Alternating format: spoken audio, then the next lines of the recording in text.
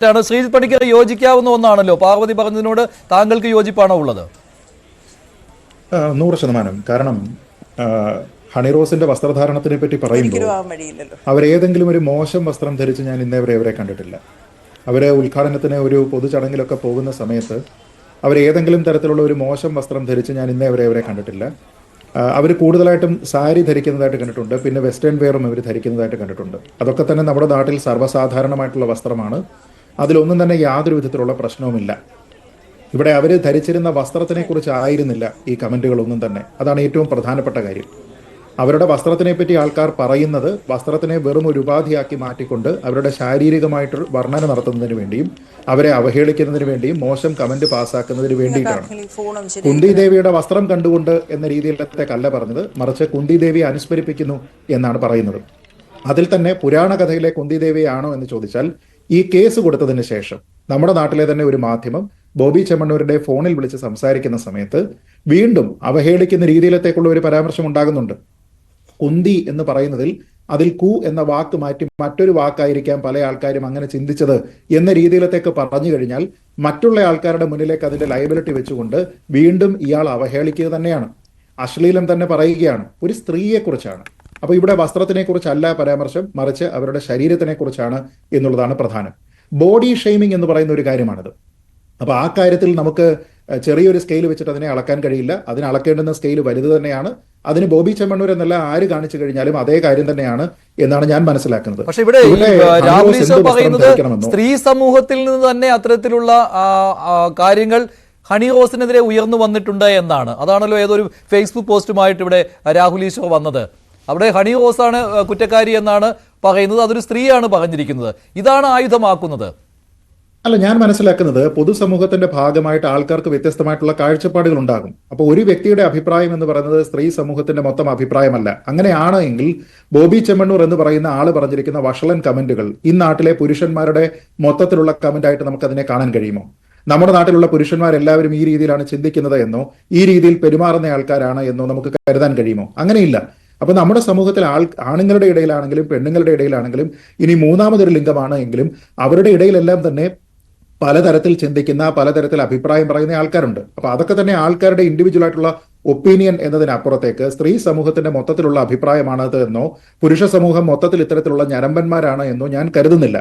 ഇവിടെ ഇവരുടെ വസ്ത്രത്തിനെ പറ്റി നമ്മൾ പറയുന്ന സമയത്ത് ലാർജറായിട്ടുള്ള പ്രശ്നം ഇവിടെ കാണാതിരിക്കുകയാണ്. ലാർജറായിട്ടുള്ള രണ്ട് പ്രശ്നമുണ്ട്. ഒന്ന്, ബോബി ചെമ്മണ്ണൂർ ഒരു ഹാബിച്വൽ ഒഫൻഡറായിട്ട് പെരുമാറി എന്നുള്ളതാണ്. അതൊരു ചെറിയ കാര്യമല്ല. ഒരു സ്ത്രീയെ സ്റ്റോക്ക് ചെയ്യുക എന്ന് പറയുന്നത് പോലും നമ്മുടെ നാട്ടിലുള്ള ഭരണഘടന, നമ്മുടെ നാട്ടിലുള്ള നിയമവ്യവസ്ഥ എന്ന് വെച്ച് നോക്കിക്കഴിഞ്ഞാൽ ശിക്ഷ കിട്ടാവുന്ന രീതിയിലത്തേക്കുള്ള ഒരു കുറ്റമാണ്. ഇവിടെ ബോബി ചെമ്മണ്ണൂർ തന്നെ ഒരു മാധ്യമത്തിനോട് സംസാരിക്കുന്ന സമയത്ത് അദ്ദേഹത്തിനോട് ഒരു ചോദ്യം ഉണ്ടാകുന്നുണ്ട്. ഇവർ ഏതെങ്കിലും രീതിയിൽ അവരുടെ ഒരു ഇത്തരത്തിലുള്ള കമന്റുകളോട് താല്പര്യമില്ല എന്ന് അറിയിച്ചിട്ടുണ്ടോ എന്ന് ചോദിക്കുന്ന സമയത്ത് പറയുന്നുണ്ട്, നേരിട്ട് പറഞ്ഞിട്ടില്ല, പക്ഷേ തന്റെ മാനേജർ വഴി അറിയിച്ചിട്ടുണ്ട് എന്ന് പറയുന്നുണ്ട്.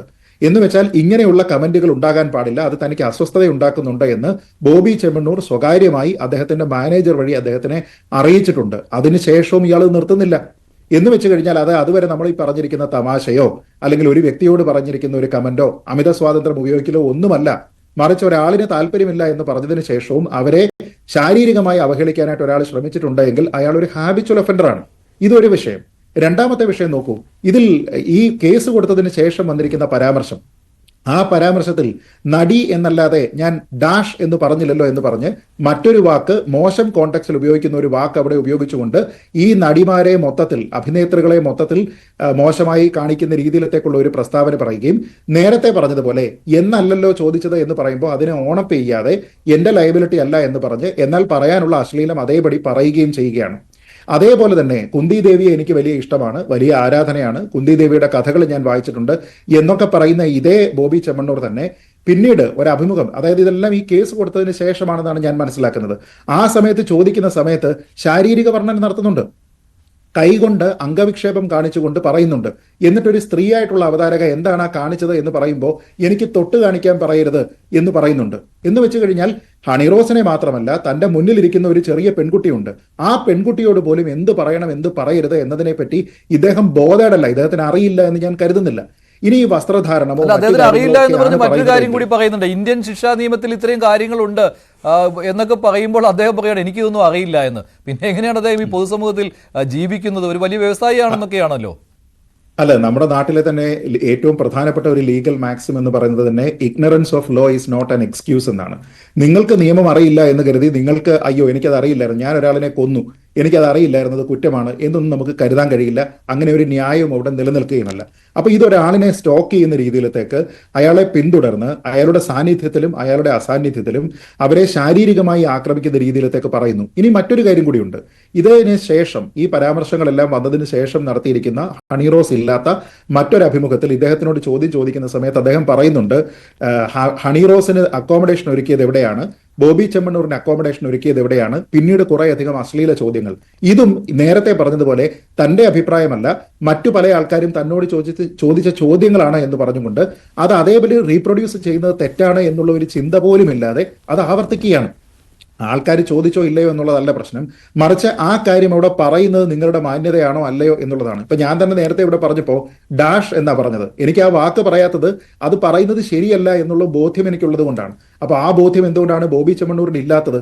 ഇത് ഒരു വ്യക്തിയെ മാത്രമല്ല, അദ്ദേഹത്തിന്റെ സ്ഥാപനവുമായി ബന്ധപ്പെട്ട ഉദ്ഘാടന ചടങ്ങുകളായിക്കോട്ടെ, അതുമായി ബന്ധപ്പെട്ട ലക്കി ഡ്രോകളായിക്കോട്ടെ, അതുമായി ബന്ധപ്പെട്ട ആൾക്കാരുടെ കൂട്ടായ്മകളായിക്കോട്ടെ, ഇവിടെയൊക്കെ തന്നെ പല സ്ത്രീകളോടും, പല പ്രായത്തിലുള്ള പല സ്ത്രീകളോടും ഇതേപോലെ തന്നെ അയാൾക്ക് യാതൊരു വിധത്തിലുള്ള വലിപ്പച്ചെറുപ്പമില്ലാതെ, അതായത് പ്രായത്തിന്റെ കാര്യത്തിലുള്ള വലിപ്പച്ചെറുപ്പമില്ലാതെ മോശമായിട്ടുള്ള ദ്വയാർത്ഥ പ്രയോഗങ്ങൾ നടത്തിയിട്ടുണ്ട്. ആ ആൾക്കാരുടെയൊക്കെ ഡ്രസ്സിന് എന്തായിരുന്നു കുഴപ്പം? അവിടെ തന്നെ വിവാഹം കഴിച്ചതിന് ശേഷം ഭർത്താവിനോടൊപ്പം പുറത്തേക്ക് പോകുന്ന ഒരാളിനോട്, ഒരു സ്ത്രീയോട് പറയുന്ന മോശമായിട്ടുള്ള വാക്കുകളുണ്ട്. അവരുടെ വസ്ത്രത്തിനായിരുന്നോ പ്രശ്നം? ഏതെങ്കിലും രീതിയിൽ ഒരു ഫേസ്ബുക്ക് പോസ്റ്റ് ഏതെങ്കിലും ഒരു സ്ത്രീ ഇട്ടതിന്റെ പേരിലായിരുന്നു ആ പ്രശ്നം? അല്ല. അപ്പൊ ഇതിന്റെ പ്രശ്നം എന്ന് പറഞ്ഞാൽ ഇതിന് പെർവേർട്ടഡ് ആയിട്ടുള്ള മൈൻഡ് എന്ന് പറയും. വളരെ വികൃതമായിട്ടുള്ള ഒരു മാലിന്യമാണ്, പൊതുമാലിന്യം എന്ന് മാത്രമേ വിശേഷിപ്പിക്കാൻ കഴിയുകയുള്ളൂ. ഒരു തരത്തിലുള്ള പിന്തുണയും കൊടുക്കരുത്. നേരത്തെ തന്നെ വേണ്ടിയിരുന്ന കാര്യമാണ്. പക്ഷേ അങ്ങനെ ഈ അധിക്ഷേപത്തിന് ഇരയായ ആളുകൾ പക്ഷേ അങ്ങനെ വന്ന് പോലീസിൽ പരാതി നൽകാനോ ഒന്നും തയ്യാറായിട്ടില്ല. ചില കേസുകളിലൊക്കെ പരാതിയുമായിട്ട് വന്നിട്ടുണ്ട്, പക്ഷേ അതൊന്നും അങ്ങോട്ട് നടപ്പായില്ല എന്ന് മാത്രമേ ഉള്ളൂ. ശ്രീ വിനു കിരിയത്ത്.